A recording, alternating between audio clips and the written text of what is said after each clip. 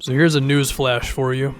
Giannis Antetokounmpo is really good, and he's been balling out the first 2 games of this series against the Celtics. Unfortunately for him, it's been a dumpster fire everywhere else for the Bucks, and I hope we're not seeing the beginning of what is going to be another example of a superstar with wasted talent. Not in the sense of he disappoints as a player, but in the sense of the team just doesn't maximize his abilities because they don't have the right players around him. Maybe ownership makes some questionable decisions. And what's crazy is I think Giannis's potential, it is pretty limitless, because I think he has a decent ways to go in terms of his jump shot, as well as his ability to control a game like someone like a LeBron or a Harden. But who knows if he's going to be able to do that with this crop of Bucks around him. I mean, I think this series against the Celtics pretty much tells you where this Milwaukee team is, because the Celtics are missing 2 of their top guys, Kyrie Irving and Gordon Hayward, and yet they're killing the Bucks through ball movement, great coaching from Brad Stevens, a defense-first mentality, some veteran leadership from Al Horford and the like, and the Bucks just don't know what to do. And it really makes you fear that while there really is a special talent with Giannis here, it just might not be really in the best place for it, you know? So let's take a look at this Bucks team in more detail and just see what's the saving grace here. Well, I think Giannis' second best teammate is probably Chris Middleton, who I wouldn't say is a perfect second option. He's more of a high teens, low 20s kind of a guy, but he's still a decent player nonetheless. I talked about a couple days ago how I think he could grow into being a big-time scorer.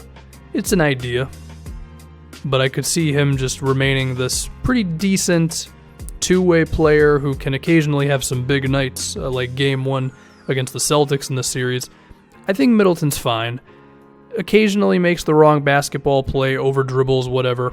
Overall, still a pretty decent player. Once you get past that, though, it can be pretty rough. And you start to look if Giannis is even going to have a real second star among the teammates he has right now. If you look at Eric Bledsoe, who Milwaukee traded for this season, I mean, to put it bluntly, like, Bledsoe, he's just kind of an average point guard at this point. His abilities, I think at one time, mainly like with his early years in Phoenix, was that he was mini LeBron, right? Well, his three-point shot is okay. It's like mid-tier in terms of where you'd want it to be, 35% or so. His defense has taken a decline. One time he was one of the best defensive guards in the league, and now he's, I don't know, passable. I guess we can say slightly above average. Maybe he has the ability to become a lockdown guy again, but we're certainly not seeing it much. And then you look at his playmaking ability, it's okay. It's not great. He can't lead an offense. So now you look at Eric Bledsoe and you think, can he really be the number 2 guy next to Giannis? I wouldn't really bank on it. I don't even know if Milwaukee should re-sign him when his contract is up, to be honest with you. It would depend on what he thinks of himself and how much money he's going to ask for, but he's certainly not one of the better point guards in the NBA anymore. Then you look at John Henson, who is currently their starting center. Henson defensively is rough. He can block some shots, I'll give you that. But if you're asking him to play defense over the course of a game, cover pick and rolls, defend the low post, sometimes switch on to perimeter players, provide help, slide over to someone driving but then still keep the guy he's defending at bay, he's got problems. Offensively, he's okay.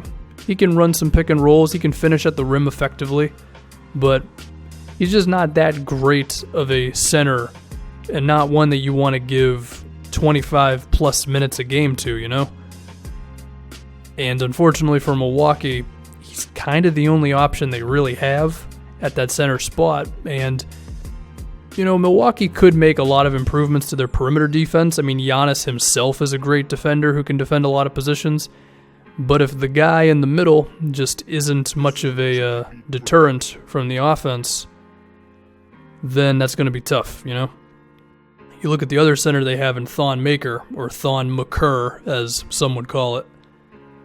He was disappointing this year. I think in last year's playoffs, he showed some real potential defensively to step out, defend guys, and just be a modern-day center in terms of defending along the perimeter and all that. But he was rough this year, man. He may always have a problem when it comes to bigger centers who can take him on the low block because he's a thin dude, right? He's also pretty bad at defensive rebounding, which goes back to his strength once again. So, maybe he can be their starting center, but it's going to take a minute, definitely. If you look at his offense, you can kind of blame Jason Kidd for the fact that Maker was shooting mid-range jumpers a bit this season. He shouldn't be shooting mid-rangers. He should be shooting threes because a 15-foot jumper isn't going to space out the floor enough at the center spot, but if you're making corner three-pointers, then you can make a big difference for your offense.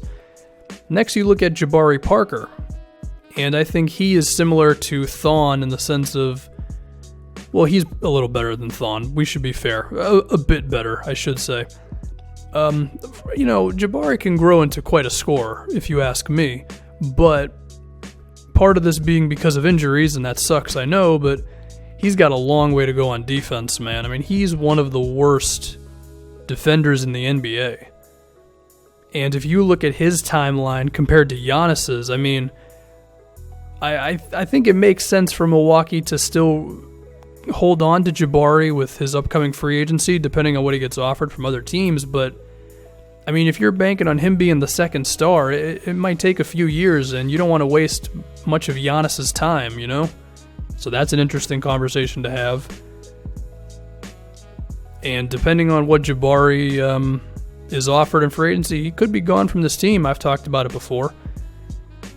Now, as far as Malcolm Brogdon is concerned, I mean, he's cool.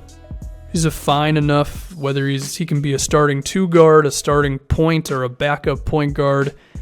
He's just a solid guard overall, Brogdon. And you could even argue that he's better for them than Eric Bledsoe is, especially because Bledsoe's been such a disappointment on defense. I mean, Bledsoe's getting cooked by Terry Rozier right now. But the thing with Brogdon is, like, for as good as he is for a team, he's not going to make you a lot better. Like, he can't be a second or third option on a really good team, you know? And Milwaukee, they got some nice role players. There's Tony Snell, who's a fine enough two-way guy, but I would put him into a similar boat as Brogdon, where if he's your sixth best player, then you're looking pretty good. But on this Bucks team, I mean, depending on the night, Tony Snell might be the third best player on this team. And if that's the case, well, there you go. That's why they've won 44 games this year. That's why they're looking so rough against the Celtics, and that's why you can put a lot of their future into question. But I think Snell should at least be a mainstay for the Bucks. He was one of the better role players in the league last season. He had like a Kyle Korver-esque year from three. And you could even say that Sterling Brown has some potential as a rotation piece who can play some okay defense, and if he gets a little better on offense, that would be cool. I mean, the situation around Giannis, it ain't pretty, okay? There's players who have potential. Some could even out. Some could not. I don't know. I just hope this is not another LeBron in his first stint in Cleveland or Anthony Davis before they acquired Cousins. Hopefully Giannis can get some more talent around him, because if not, it could be pretty rough.